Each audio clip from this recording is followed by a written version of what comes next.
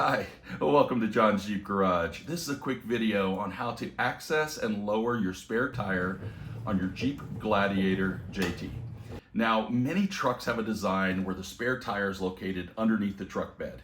And to do this, you need to get assemble some tools that come in this tool bag, which is also used for your jack. And then you have to insert it through an access port at the lower end of your tailgate, and then you have to unwind it and then remove the tire. We're going to show you all of that. What we're not going to show you is how to use your jack and the jacking points, but we will highlight in your owner's manual where you can find all of this information and show you general information. One thing about a Jeep Gladiator, and this one, it has 38-inch tires.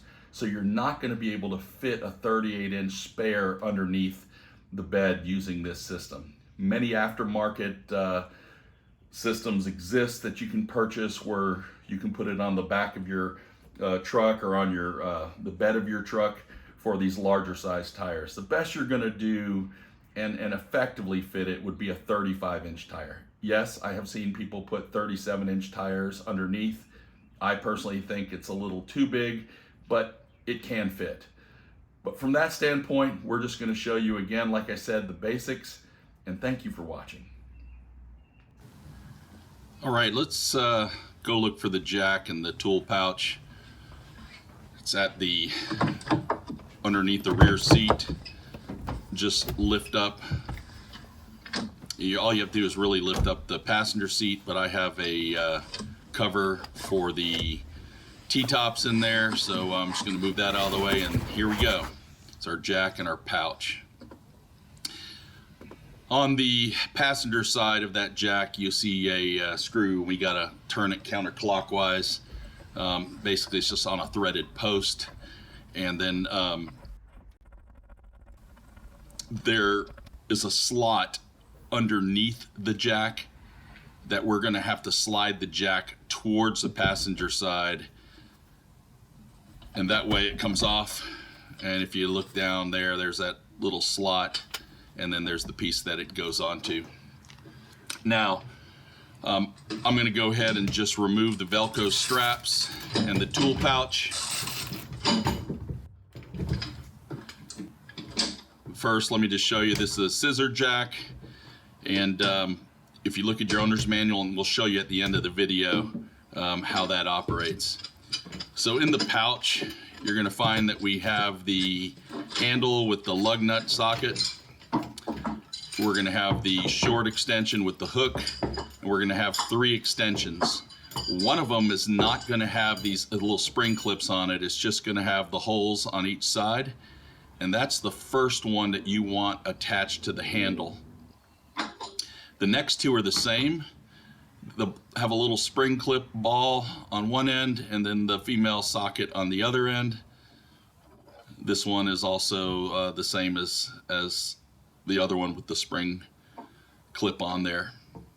And then the hook, which is used to operate the scissor jack.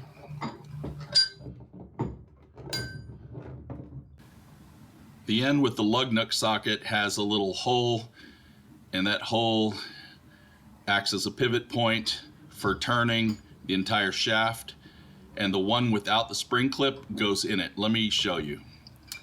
Fits in the end right here. Let's look at a close-up, and that's the end that you're going to use to turn.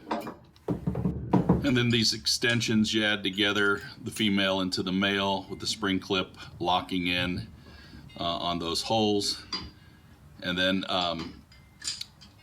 the one at the end is the one that's going to go into that opening to remove and lower your tire. And it goes on an angle, so you got to follow that path. Let's get a little close up here. Stick a flashlight in, see if you can see. But there's a little channel, and at the end there's kind of a, I call it a nut on a shaft, and you're going to just go ahead and keep it straight. Use that one that's got the larger opening. Slowly fit it into that groove, and when it stops, kind of move it around until it goes in about another 1/2 inch and doesn't turn anymore, so you know you're locked in. And as I showed you before, that first extension without the spring clip, you use the handle and you start turning it counterclockwise. I'm going to reposition for a better shot. You can see the tire going down a little fast speed here. So you want to go down until it hits the ground, but then you want to go a few more rotations because you need at least another foot of loose cable because you're going to work that cable out of that hole and drag that tire closer.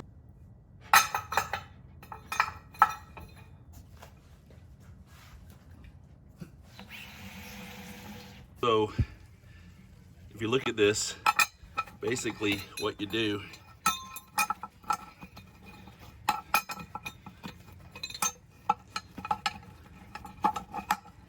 is you have to get it angled like this. So that piece up like this, and you pull it out. Now, if you're raising your tire and you're putting your tire back in, what you do, put this here, but just dip it down and then slide it under and keep constant pressure. Let's take a look at the setup here just so you can see what it looks like underneath. So the cable comes through that brace, through that manual winch, and you can see the tube that goes to the manual winch that actually turns, and it's got that little fitting at the end. Though this video is not about jacking the car up, I want to show you the scissor jack. If you put the hook in the end, that's going to raise it if you go clockwise. It's going to lower it if you go counterclockwise.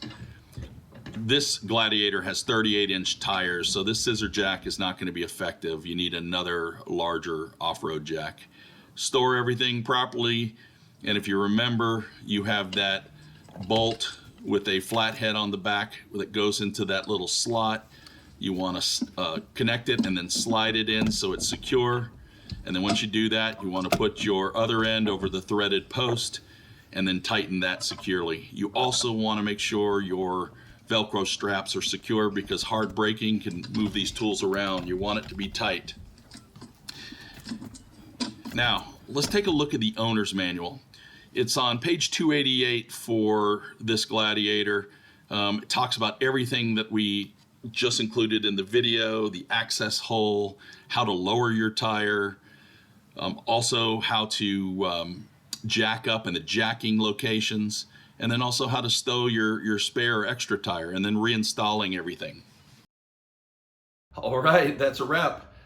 You know, basically your owner's manual covers all the steps. This just helps you visually see what's going on. And I know the first time I've ever dealt with any type of pickup truck that had this type of system, I really didn't know what I was doing to start. So hopefully this video helps you get everything put together correctly and have access to your tire. We just appreciate you watching. Thank you.